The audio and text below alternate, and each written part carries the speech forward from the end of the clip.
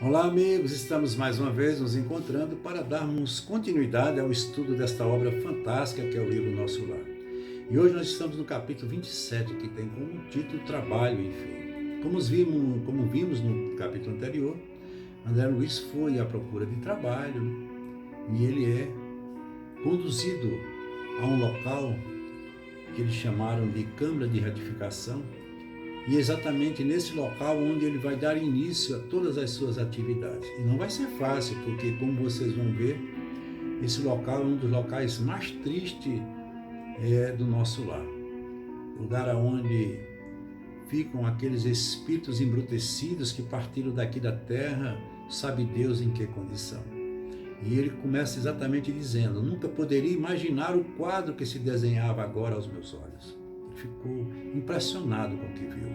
Não era bem um hospital de sangue, nem um instituto de tratamento normal de saúde orgânica. E fazendo uma comparação com o que ele entendia como médico aqui na Terra.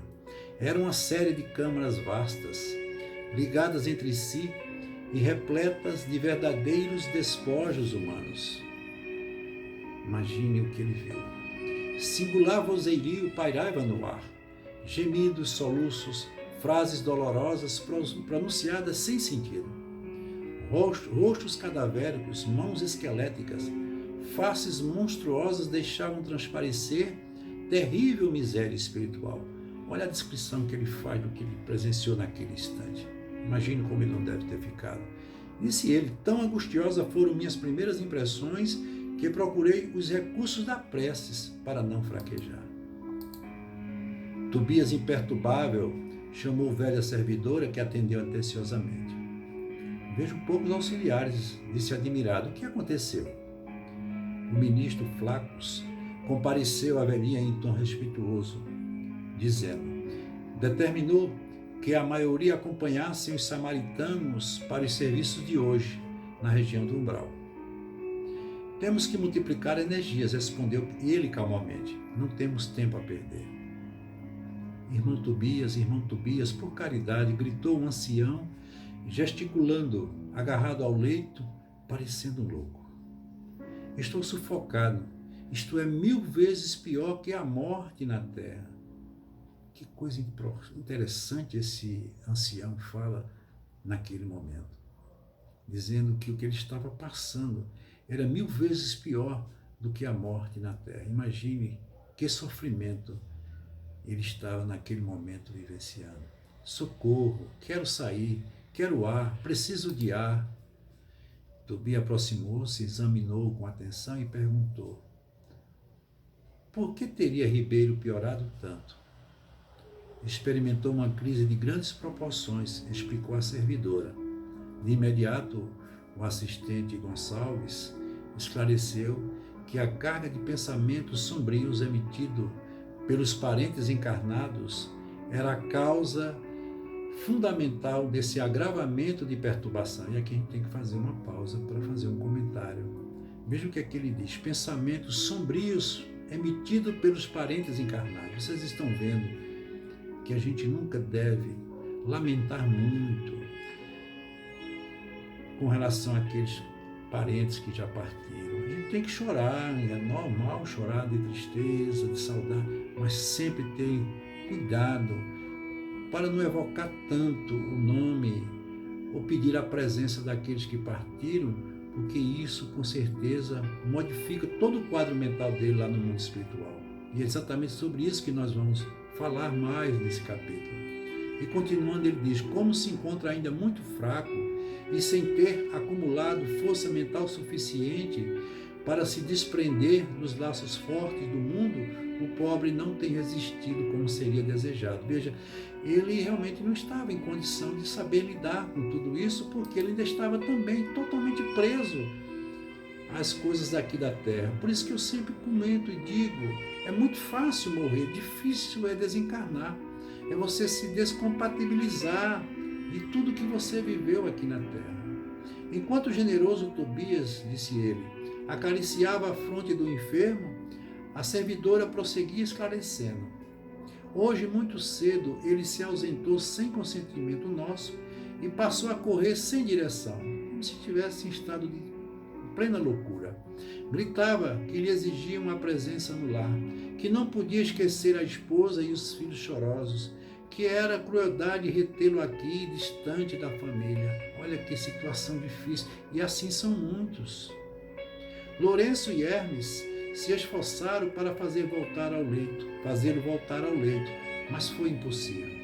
Mandei então aplicar alguns passes de prostração, tirando-lhe as forças e os movimentos em benefício dele mesmo, como se tivesse colocado ele dentro de um processo de uma anestesia parcial para que ele pudesse adormecer e temporariamente ele se libertar deste grande conflito que ele estava vivendo. Fez muito bem, acrescentou Tobias pensativo. Vou pedir providências contra a atitude da família. Que coisa interessante que ele aqui narra. E vamos adiante entender por que ele se referiu a essa atitude com referência à família. É preciso que ela receba maior bagagem de preocupações para que deixe o ribeiro em paz. O que é que ele quer dizer? Porque muitas vezes o familiar, sem perceber, fica reclamando a presença do parente que faleceu. E muitas vezes até se lamentando pela sua falta, dizendo que a vida não é mais a mesma, que está faltando tudo no lar, que o espaço ficou muito vazio. E, consequentemente, isso reflete de forma negativa na consciência desses espíritos que ainda estão na condição dele, que ainda estão muito embrutecidos, que não se libertaram ainda do processo carnal. Isso é muito difícil da gente entender, mas é uma verdade. Fixei o doente procurando identificar a expressão íntima, verificando a legítima expressão de um dementado. Ele chamava Tobias como criança que conhece o seu benfeitor, mas acusava profunda indiferença ao seu respeito. Estava totalmente fora de si. Notando minha admiração, o novo orientador explicou. O pobrezinho permanece em pesadelo em que a alma pouco vê e ouve, a não ser as suas próprias aflições. O homem, meu caro amigo, encontra na vida real o que juntou para si mesmo. Vejam como essa advertência e essa orientação é importante dada por ele. O homem encontra na vida real o que juntou para si mesmo. Ou seja, você só possui aquilo que você carrega dentro de si, ou de bem ou de mal. Nosso ribeiro deixou-se empolgar por numerosas ilusões. Eu quis indagar sobre a origem dos seus padecimentos, conhecer-lhes a procedência e o histórico da situação. Entretanto, recordei, olha que coisa importante, e como foi de maneira significativa a orientação que Dona Laura deu a André Luiz. Recordei as criteriosas ponderações da mãe de Lísias com relação à curiosidade e calei. Foi o que ela mais pediu, que ele não fosse curioso. E a espiritualidade não gosta desse comportamento. Tobias dirigiu ao enfermo generosas palavras de otimismo e esperança. Prometeu que iria providenciar recursos, que mantivesse a calma em benefício próprio e que não se aborrecesse por estar preso à cama. Ribeiro, muito trêmulo, rosto pálido, esboçou um sorriso muito triste e agradeceu em lágrimas. Seguimos por numerosas filas de cama bem cuidadas, sentindo o desagradável odor exalado no ambiente, oriundo, como vim saber depois, que eram das emanações mentais dos que ali se encontravam, com as dolorosas impressões da morte física e muitas vezes sobre o império de conflituosos pensamentos. Veja que a forma como eles pensavam desprendiam odores que com certeza não eram os melhores. Tudo isso como força mental, de maneira desequilibrada, que cada espírito que ali se encontrava carregava consigo. É por isso que eu sempre digo, os doentes mentais estão muito mais no plano espiritual do que aqui, porque muitos partem daqui levando grandes perturbações. E continua. Tobias, Tobias, estou morrendo de fome e sede, gritava um assistido. Socorro, irmão, gritava outro. Pelo amor de Deus, não suporto mais, exclamava outro. Veja que quanto desespero naquele lugar. De coração abalado diante de tanto sofrimento, não me contive dizendo: meu amigo, como é triste a reunião de tantos sofredores torturados. Por que este quadro de tanta angústia? Olha a preocupação de André Luiz. Tobias respondeu tranquilamente: não devemos observar aqui somente dor e desolação. Lembre-se, meu irmão, que estes doentes estão sendo atendidos e que já saíram do umbral. Imagine o que é o umbral. Nestes pavilhões, pelo menos, já se preparam para o serviço regenerador. Quanto às lágrimas que derramam, recordemos que devem a si mesmo esse sofrimento. Cada um carregando seus dramas, seus problemas, não podia ser diferente. E o que é que ele diz aqui? A vida do homem estará ligado ao que ele carrega no coração. E a gente muitas vezes se preocupa com tantas outras coisas. E depois de uma pausa em que parecia surdo a tantos clamores, acrescentou: olha o que ele diz aqui, e isso eu chamo de uma grande advertência para todos nós. São contrabandistas na vida eterna. Como assim? Perguntou André. O interlocutor sorriu e respondeu em voz firme. Acreditavam que os bens propriamente terrestres teriam o mesmo valor nos planos espirituais. Imaginavam que o prazer criminoso, o poder, o dinheiro, a revolta contra a lei e a imposição dos caprichos atravessariam as fronteiras do túmulo e permaneceriam aqui. Olha que coisa importante a gente precisa agora entender. Foram negociantes imprevidentes, mas esqueceram de ver a diferença entre as posses materiais e as espirituais.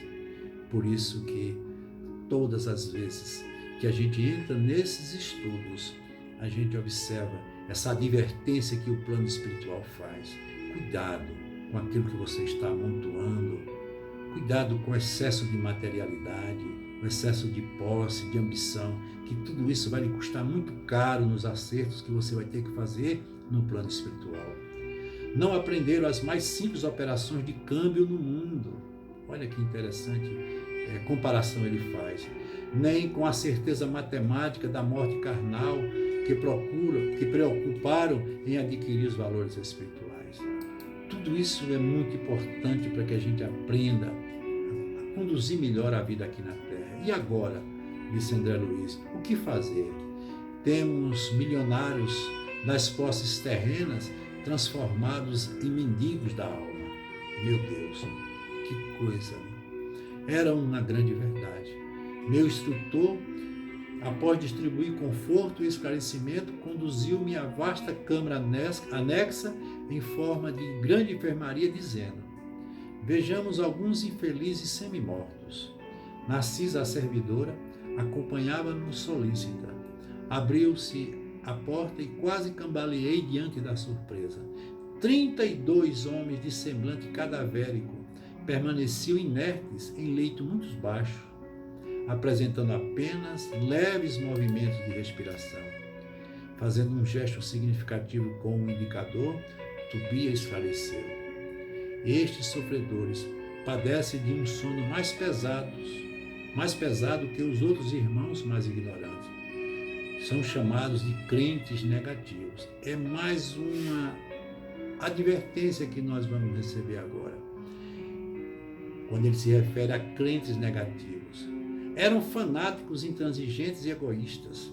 Em vez de crerem na vida, no movimento, no trabalho, admitiam somente o nada, a imobilidade e a vitória do crime. Converteram a experiência humana em constante preparação para um grande sono, e como não tinham qualquer ideia do bem a serviço da coletividade, não houve outro recurso senão fazerem dormir longos anos em pesadelo sinistro. Esses espíritos, eles eram tão embrutecidos, eles estavam em condições tão precárias que não houve outra condição a não ser colocá-los para dormir, e consequentemente era a única opção que tinham e que eles deveriam ter tomado. Não consegui externar meu espanto. Muito cuidadoso, Tobias começou a aplicar passes de fortalecimento diante dos meus olhos atônitos. Terminada a operação nos 2 primeiros, começaram ambos a expelir uma negra substância pela boca, uma espécie de vômito escuro e viscoso, com terríveis emanações cadavéricas. Veja que coisa interessante, que quadro, né?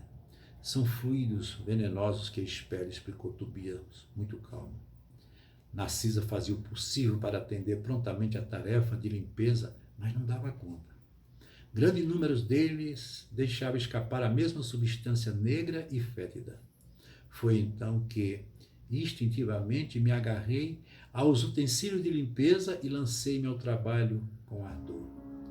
Você imagine um médico como ele foi aqui na Terra, agora é um simples serviçal de limpeza numa câmara de retificação de um hospital espiritual. Quanta mudança houve na vida de André Luiz. Nenhum amigo do mundo poderia avaliar a alegria sublime do médico que recomeçava a educação de si mesmo naquela rudimentar enfermaria. Que lição maravilhosa André recebeu e todos nós devemos receber.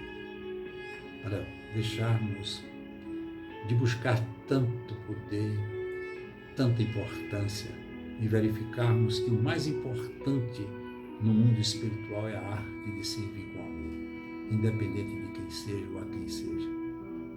Vamos refletir um pouco sobre esse capítulo, que vale a pena a gente repensar a vida e saber o que é que a gente está fazendo com o dia a dia dos nossos momentos de experiência evolutiva. Um abraço para todos.